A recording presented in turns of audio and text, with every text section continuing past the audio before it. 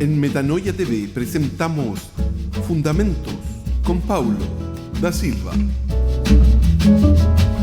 Hola, en el tema de hoy día, nosotros vamos a tratar sobre la doctrina de la adopción. La palabra griega que encontramos en el texto neotestamentario es huiothesia para referirse a la palabra adopción. Y es interesante mencionar que esta palabra adopción ella no se encuentra en el Antiguo Testamento, porque en la realidad no era algo común para los judíos. Mas aún así, la idea de la adopción encontramos en algunos casos aislados dentro del Antiguo Testamento, pero nunca es puesto como un mandamiento o como un principio. Simplemente eran hechos aislados que acontecían en cuanto al tema de la adopción. Por ejemplo, en Éxodo capítulo 2, versículo 10, nosotros encontramos a la hija del faraón de Egipto cuando adopta a Moisés. También en el libro de Esther, capítulo 2, versículo 7, tenemos una historia interesante acerca de la reina Esther, que ella vivía con su primo, Mardoqueo, y Mardoqueo y Esther había una brecha generacional muy grande. Él era un hombre mayor, tanto que Mardoqueo termina por adoptar a Esther como su propia hija. Además encontramos un hecho curioso en Génesis capítulo 48, versículo 5, cuando José, como gobernador de Egipto, trajo a Jacob, su padre, y toda su familia para vivir en Egipto. Y José tenía dos hijos, Efraín y Manasés. Y en ese texto de Génesis 48, 5, vemos algo curioso, tal vez hasta misterioso, porque Jacob, él adopta a Efraín y Manasés como sus propios hijos, como si fueran sus propios hijos, ¿no? Los israelitas estaban conscientes de que en alguna manera habían sido elegidos para ser hijos de Dios. Y hay profecías muy relacionadas con eso, como la encontramos, por ejemplo, en Oseas capítulo 11, versículo 1, que dice lo siguiente: cuando Israel era muchacho, yo lo amé, y de Egipto llamé a mi hijo. Es interesante que vemos esta profecía cumpliéndose, o se cumplió, lógicamente, antes de Oseas, pero después la vemos cumplida también en la persona de Jesucristo. Recordando que el pueblo de Israel estuvo como esclavo en Egipto durante 430 años. Entonces, cuando Oseas dice esto, lógicamente aquí está apuntando directamente, o más, podemos decir más específicamente, a la persona de Cristo, porque Israel había sido llamado de Egipto también. Pero también el tiempo que Jesús nació, Herodes mandó matar a los niños. Y José y María huyeron con Jesús para Egipto. Y después de mucho tiempo, ellos regresaron a la tierra de Canaán. Entonces, podemos ver cómo se cumple esta profecía sobre la persona de Jesucristo. De Egipto llamé a mi hijo. Una vez establecida en la tierra de Canaán, el pueblo de Israel estaba rodeado de pueblos paganos aún. No habían sido todos derrotados, había aún mucho paganismo alrededor. Y esto de alguna manera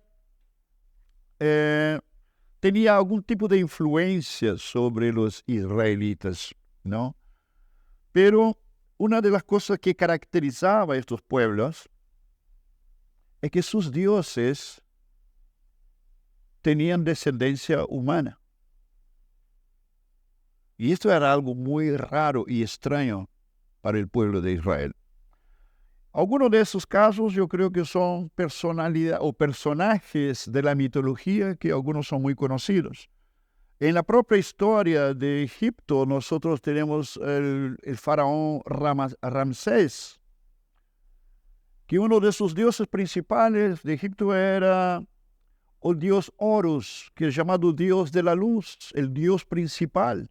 Y Ramsés, como faraón, él se consideraba como la encarnación del dios Horus, como si fuera un tipo de hijo de Horus, ¿ya? Había otro sacerdote muy famoso en Egipto, llamado Radamés, y curiosamente el nombre de ese sacerdote era hijo de los dioses. Estamos hablando de Egipto, pero también si vamos a Grecia, ahí vamos a encontrar personajes aún más populares, conocidos por todos nosotros, ¿no? ¿Quién no ha oído hablar de Hércules, de Perseo, de Teseo, que mató un minotauro, ¿no? De Aquiles, que fue este famoso guerrero en la guerra contra Troya, ¿no? Todos estos personajes y muchos otros eran considerados hijos de los dioses. Dioses que se mezclaron con mujeres o con hombres. Y nacieron estos personajes. Por lo tanto, era muy difícil para el pueblo de Israel ponerse en una situación parecida a esta. La palabra griega huiotesia, por definición, podríamos decir que quiere decir poner en la posición de hijo a alguien que no lo es naturalmente. Poner en la posición de hijo a alguien que no lo es naturalmente. El apóstol Pablo es el único escritor bíblico que utiliza la palabra adopción como doctrina en la Escritura. Y la diferencia entre Pablo y los demás apóstoles, como el propio Pedro, el apóstol Juan, era que de alguna manera ellos decían lo mismo, pero sin usar necesariamente la misma palabra adopción. Ellos usaban más bien la palabra generación o o regeneración. Esos eran los términos usados por ellos. Nosotros vemos, por ejemplo, en el Evangelio de Juan, capítulo 1, en el versículo 12 y 13, nos dice lo siguiente: mas a todos los que le recibieron, a Cristo, lógicamente, a los que creen en su nombre, les dio potestad. Potestad significa les dio el poder o les dio el derecho de ser hechos hijos de Dios. A propósito, nadie se hace hijo de Dios por su propia cuenta. Les fue dado potestad de ser hechos hijos de Dios, los cuales no son engendrados de sangre. Y es muy importante destacar que aquí aparece en el singular la palabra sangre, pero en el texto griego la palabra sangre aparece en su plural para referirse a descendencia, que dice que no son engendrados por su descendencia, porque hoy en día es muy común que podamos escuchar expresiones populares como decir: yo nací en el Evangelio, yo nací en la iglesia, mi abuelo, mi padre, mi madre, mis antepasados fueron cristianos, por lo tanto yo soy cristiano, yo nací en la iglesia. Ese tipo de cosas no existe. No existe. Dice, no son nacidos por descendencia. O sea, Dios no tiene nietos, solamente hijos. No son nacidos de sangre, ni de la voluntad de carne. ¿Qué quiere decir? No es por la decisión de la persona. Nadie puede decidir ser hijo de Dios de la noche para el día. Simplemente porque le dio la gana. Y esto ha sido parte del entendimiento de muchos jóvenes en la historia, especialmente en América Latina. Dice, vamos a vivir la vida, vamos a hacer todas las cosas que queremos y algún día nosotros vamos a decidir seguir a Cristo. Eso es parte del lenguaje de mucha gente. Y esto es un error. Esto no es verdad. El texto nos dice, los cuales no son engendrados por voluntad de la carne, que quiere decir, no es por tu decisión. Y dice, ni de la voluntad de varón. En eso podríamos caracterizar lo siguiente, no es por decisión de ninguna institución, llámese católico, apostólico, romano, llámese evangélico o que quiera que sea. Ninguno puede llegar y decir, por la autoridad de la iglesia, ahora yo te declaro hijo de Dios. Esto no existe. Dice que los que son hijos de Dios son hechos hijos de Dios y que son engendrados hijos de Dios por voluntad de Dios. Por voluntad de Dios. De hecho, en Juan, Evangelio de Juan capítulo 6, versículo 44, Jesús dice, nadie puede venir a mí si el Padre no lo trae. Bueno, ese es un texto. Tenemos otro texto más que está en el 1 de Juan capítulo 3, versículos 1 y 2. 1 de Juan capítulo 3, versículo 1 y 2. Vale la pena mucho que lo leamos. Que dice lo siguiente: mirad cuál amor nos ha dado el Padre, para que seamos llamados hijos de Dios. Por esto el mundo no nos conoce, porque no le conoció a Él. Amados, ahora somos hijos de Dios. Ahora somos hijos de Dios. Solamente ahora. Y aún no se ha manifestado lo que hemos de ser, pero sabemos que cuando Él se manifieste seremos semejantes a Él, porque le veremos tal como Él es. Somos llamados hijos de Dios porque antes no lo éramos. Existe hoy día, dentro del lenguaje popular evangélico sobre todo, o incluso dentro de la propia Iglesia Católica Romana, que es muy común escuchar diciendo, somos todos hijos de Dios. La Biblia no admite tal cosa. En la Escritura eso no es cierto. No todos son hijos de Dios. Solamente aquellos que Dios llama y los convierte por medio de la persona de Jesucristo, por medio de la muerte y la resurrección de Cristo, el precio pagado por Jesucristo en la cruz del Calvario. Ese Cristo crucificado, revelado en la vida de la persona, y se le es concedido el derecho de creer, el privilegio de creer y recibir a Jesucristo en su vida. A estos les es dado el derecho de ser hechos hijos de Dios, ¿no? También en 1 de Pedro, capítulo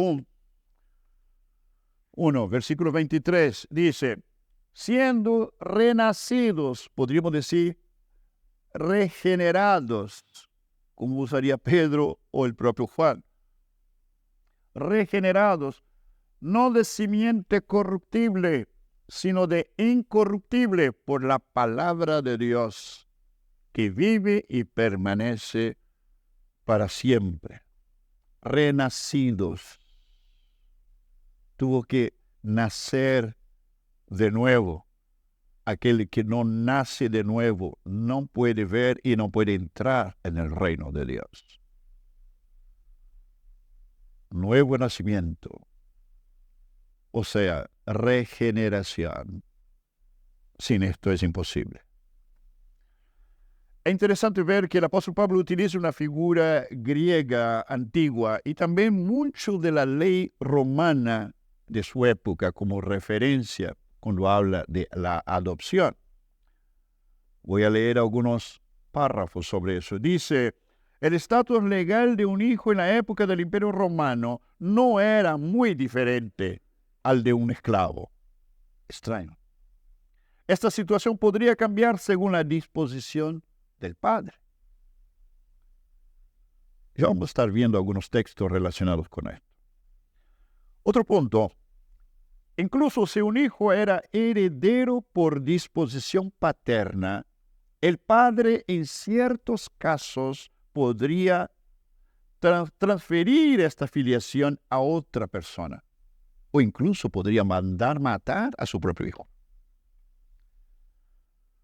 De alguna manera, me da la impresión que este posicionamiento haría más posible para un romano en la época del apóstol Pablo entender un poco mejor el mensaje de Cristo, el mensaje del Evangelio. ¿En qué sentido? Porque de algún modo Dios siendo el autor intelectual de la muerte de su Hijo Jesucristo en la cruz del Calvario. Sería como decir que Dios mató a su Hijo en la cruz. Y a través de esta muerte en la cruz de su Hijo, se hizo posible que Él pudiera nos adoptar como hijos. O sea, Dios mató a su Hijo en la cruz para adoptar a sus enemigos como hijos, porque eso es lo que la Biblia enseña, éramos enemigos de Dios. Otro punto interesante, un hijo adoptado se considera de la misma manera que un hijo nacido en la familia. Nosotros fuimos adoptados y hechos en herederos de Dios o coherederos de la gloria juntamente con Jesucristo. Otra cosa, el hijo adoptivo ya no podía ser heredero del padre biológico.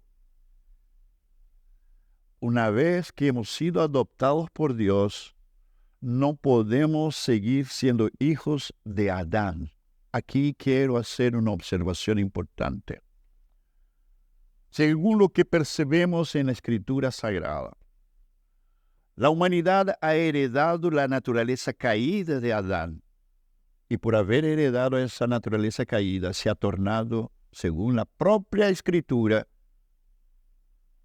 hijos del diablo, gobernados por las tinieblas, bajo condenación. Por lo tanto, ese texto es muy interesante, porque para que nosotros podamos ser adoptados hijos de Dios, esta intervención gloriosa de Dios en la vida del ser humano, del pecador, que lo lleva a través de la manifestación, la revelación del Cristo crucificado, de manera que el pecador crea, se arrepiente, y por instrumentalidad del Espíritu Santo, Él es tomado y Él es introducido ahora al cuerpo de Cristo. Él es hecho uno con Jesucristo. Él es adoptado hijo de Dios. Pero en el momento que Él es introducido al cuerpo de Cristo, tenemos que entender que Adán no puede entrar dentro del cuerpo de Cristo. Porque si Adán entrase en el cuerpo de Cristo, el diablo también tendría que entrar. Por lo tanto, nosotros no podemos ser hijos de Adán, ser hijos del diablo y ser hijos de Dios al mismo tiempo. No se puede. Bíblicamente hablando, no es posible. 1 Corintios capítulo 15, versículo 45 nos afirma que habla de un Adán terrenal y de un Adán celestial. Lógicamente estamos hablando del Adán antiguo y también estamos hablando del nuevo Adán que es Jesucristo. Un hijo de Dios, adoptado por Dios, no puede estar vinculado a dos Adanes al mismo tiempo. No puede.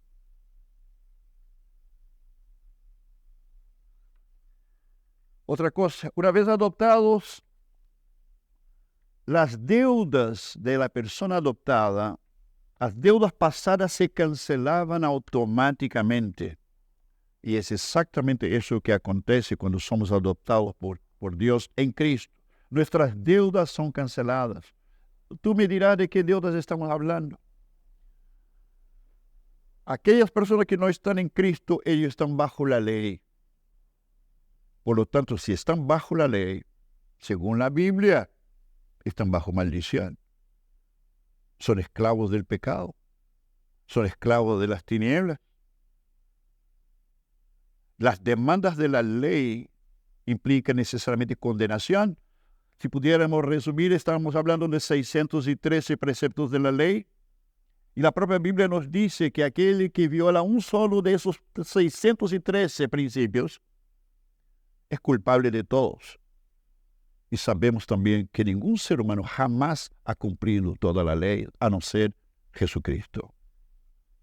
Por lo tanto, el destino, la sentencia de condenación, era una realidad en la vida de toda humanidad. Pero tenemos esta expresión tan maravillosa en Colosenses, la carta de Pablo a los Colosenses, que nos dice lo siguiente. el Colosenses 2, versículos 14 y 15, que dice: anulando el acta de los decretos que había contra nosotros, que nos era contraria, quitándola de en medio y clavándola en la cruz. Y despojando a los principados y a las potestades, los exhibió públicamente, triunfando sobre ellos en la cruz del Calvario.